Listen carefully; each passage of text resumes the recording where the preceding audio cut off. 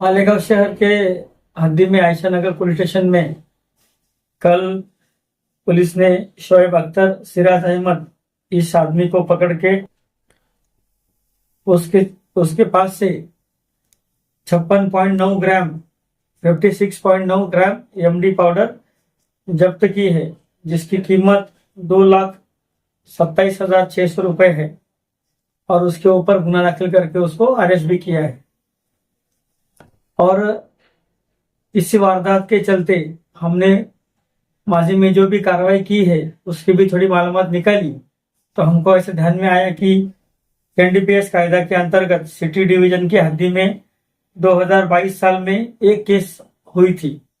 NDPS कायदा के अंतर्गत एमडी, गांजा, कुत्ता गोली ऐसे जो नशे की चीजें हैं उनके ऊपर कार्रवाई की जाती है। उसके तहत 2022 में एक केस दाखिल किया गया था।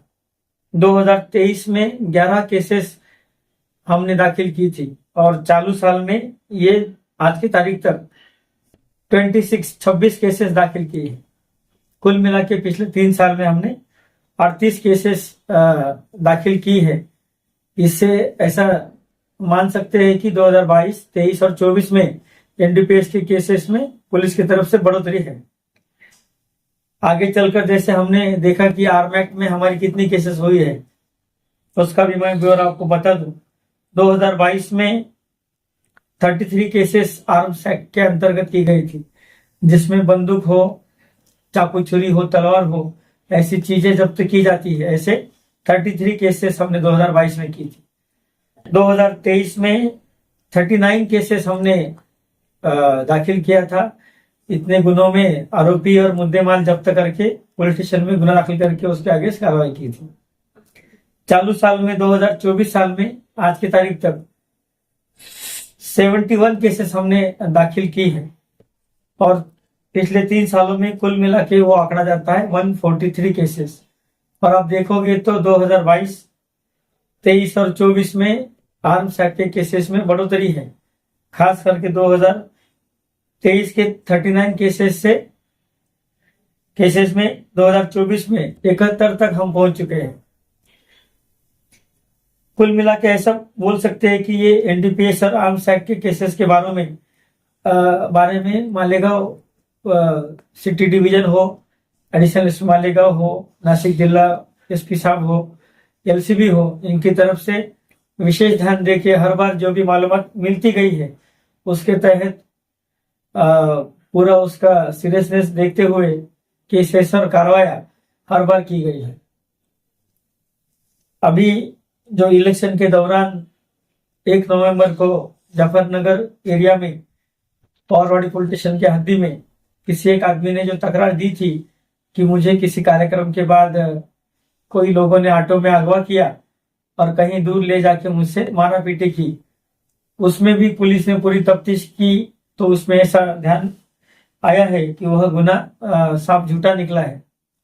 तो उसके आगे भी हमारी तरफ से उस आदमी के खिलाफ आगे की कार्रवाई चालू है।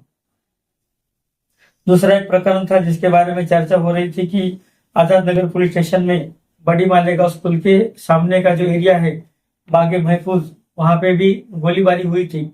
वो गोलीबारी के चलते भी उसका सीरियसनेस देखते हुए हमने तुरंत हमारे पूरे काफिले के साथ में हमारे सभी अधिकारी और अमलदारों ने तुरंत विजिट करके सभी पहलुओं को देखते हुए तपास शुरू कर दिया है। और इसमें हम 2-3 एंगल पे काम कर रहे हैं, जैसे कि कोई उसका पॉलिटिकल कनेक्शन है क्या, उसमें कोई उसका व्यवसायिक जो काम करता है फिरियादी, जैसे कि कोई प्लॉट का है, कोई जमीन का मामला है, उसका कोई रोल है क्या, और तो और उसका कोई व्यक्तिगत वाद, किसी के साथ में झगड़ा या कोई उसमें एंगल है क्या, ये सब चीजों को मद्देनजर रखते हुए हमने कुछ विशेष पथक और अमलदार उनके पीछे लगा दिए हैं। अधिकारी भी उसमें काम कर रहे हैं। हमारे तरफ से भी हर दिन उसका जायजा लिया जा रहा है। उसमें जो भी फुटेज मिला है सीसीटीवी का और जो मोबाइल डेटा का हमने प्राप्त किया है उसका स्टडी करना का काम चालू है। हमको पूरा भरोसा है कि जल्दी हम उसमें एक मुकम्मल पॉइंट तक आ जाएंगे। आगे मैं बताना चाहूंगा कि जैसे लोकसभा इलेक्शन हो, विधानसभा इलेक्शन हो और सभी इलेक्शन के दौरान जो भी आचार संहिता हो और उस सबके पालन के दौरान पुलिस की तरफ से हर बार हर किसी को पूरे तरीके से गांव में लॉ एंड ऑर्डर मेंटेन रहे और गांव में कोई भी दुश्वारी सामने न आए और आ भी गई तो उसको तुरंत पुलिस की तरफ से सॉल्व किया जाए, यही प्रयत्न हमारा रहा है। उसमें हमने जो नया कानून आया है BNSS एक्ट, उसके तहत जो पावर पुलिस को दी गई है 163 एक्ट के अंतर्गत हम लोगों को प्रोहिबिटरी ऑर्डर करके कुछ चीजों के लिए हमने उनको मनाही की थी। उसके अंतर्गत भी हमने जो पुलिस स्टेशन से जितने भी प्रस्ताव, उनमें से कोई राजकीय कार्यकर्ता हो, कोई सामाजिक कार्यकर्ता हो या जिनका गुने का रिकॉर्ड हो, जिनके ऊपर गुने दाखिल थे, उनका रिकॉर्ड निकाल के हमने उनको इलेक्शन के टाइम के दौरान गांव में न आने के लिए ऑर्डर निकाले थे और वो सभी ऑर्डर के चलते अभी गांव में दोनों इलेक्शन चयन अमन से पार हो गए हैं।